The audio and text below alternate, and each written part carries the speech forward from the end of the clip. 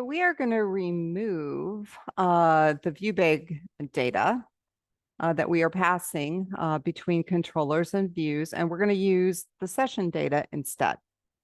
And so we're going to modify the all about results controller. And first thing you need to do is add a using statement for Microsoft.ASPNETCore.HTTP.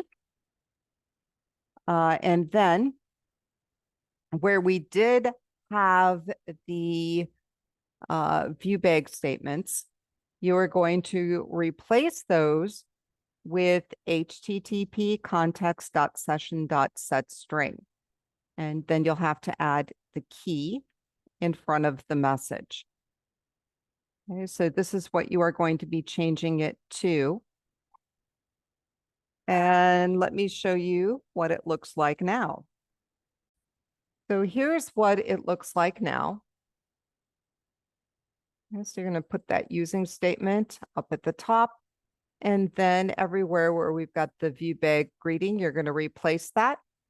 But then you do need to remember to give them the key. And then the value you are going to be saving is a string, which is why you are using setString.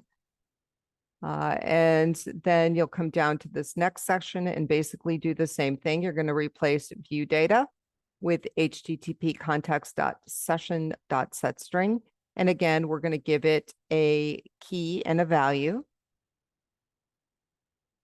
Okay. And then at the very bottom in our weekday action method where we've got viewbag.greeting, we are going to replace that with HTTP context.session.string. And again, we are giving it a key followed by the message.